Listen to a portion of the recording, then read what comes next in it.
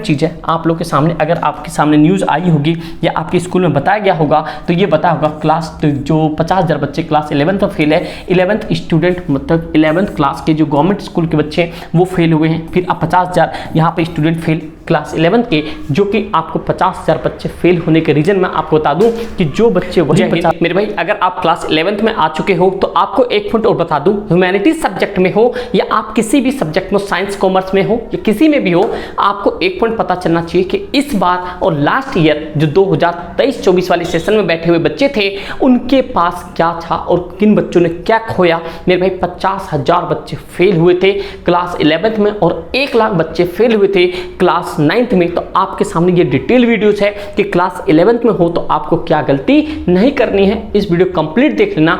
Class 11th में आए हो, अगर नए हो तो सब्सक्राइब जरूर करना। इस चैनल पे आपको A to Z ह्यूमैनिटीज से रिलेटेड या क्लास 11 12 इंग्लिश हो, न्यूज़ हो, सब कुछ मिलता है। बस आपको करना है एक लाल बटन को बस क्लिक करना है और मेरे भाई बस आपको सारी इन्फॉर्मेशन मिल जाएगी। तो मेरे भाई सबसे पहला हम देखते हैं यहाँ पे जो सबसे इंपॉर्टेंट चीज़ है आप लोग के सामने, अगर आपके सामने न्यूज़ आई होगी या आपके स्कूल में बताया गया होगा तो ये बताया होगा क्लास जो 50,000 बच्चे क्लास 11th में फेल है, 11th स्टूडेंट मतलब 11th क्लास के जो गवर्नमेंट स्कूल के बच्चे वो फेल हुए हैं। फिर अब 50,000 यहाँ पे स्टूडेंट फेल क्लास 11th के, जो कि आपको 50,000 बच्चे फेल होने के रीजन मैं आपको बता दूं कि जो बच्चे वही 50,000 बच्चे फेल हुए हैं जो आप यहाँ पे आंसर्स में देख सकते हो। Class 11th Delhi government schools 50,000 बच्चे फेल है, चाहे वो किसी भी एफिलिएटेड स्कूल से हो।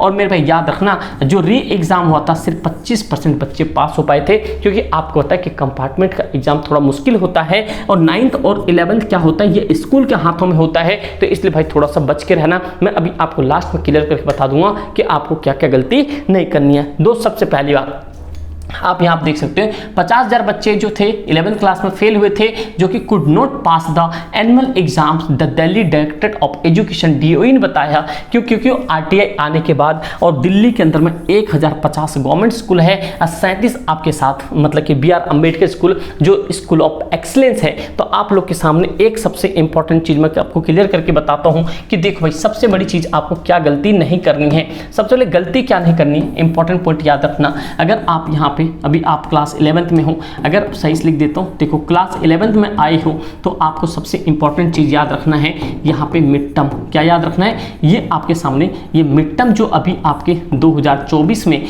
जो आपके सामने 20 सितंबर से है, कितने भाई 20 या आप मान लो जो मेरे अकॉर्डिंग है 20 या 22 सितंबर ये शुरू हो जाएंगे। इसको हल्के में मत लेना। सबसे पहली बात, जिनके पास इंग्लिश है क्लास 11th में वो तो भाई ध्यान से सुनो। सबसे पहले ग्रामर सेक्शन, नोट मेकिंग से लेके एडवर्टाइजमेंट से लेके पोस्टर से लेके नोट सब कुछ आप कर डालो। कंप्लीट ग्रामर की एक प्लेलिस्ट पड़ी हुई है क्लास 11th की, जाके चेकआउट कर लो। नोट मेकिंग 8 नंबर आपके पक्के हो जाएंगे।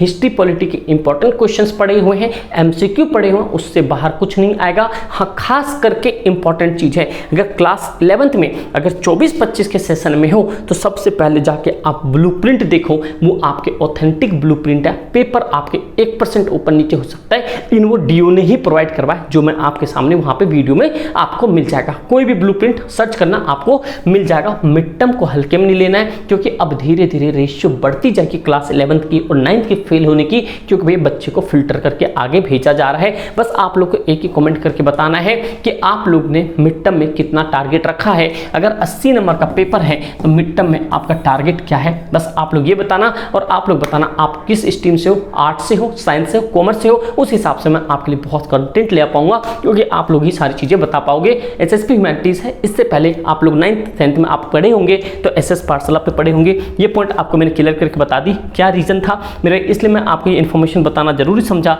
और भाई अगर आप लोगों ने अभी तक ये ऐप डाउनलोड नहीं किया है, ऐप डाउनलोड कर लो। एनुअल एग्जाम्स के जितने भी सिलेबस हैं क्लास 11 12 के 9 10th के सभी आपको अपने ऐप पर मिल जाएगा। लिंक डिस्क्रिप्शन में हो जाएगा, नहीं तो आप प्ले स्टोर पर जाके खुद ही SS पाठशाला सर्च करेंगे तो आप ये सारी चीजें ले सकते हो। कंप्लीट सेशन आपके सामने है, अगर आप इतना कर ले तो आपके इतना सफिशिएंट होगा। समझे दोस्त, नहीं हो तो सब्सक्राइब जरूर करना, एक लाइक बटन दबा के हमारे भाई का थोड़ा सा मोटिवेशन बढ़ाना। Thank you so much and जय हिंद।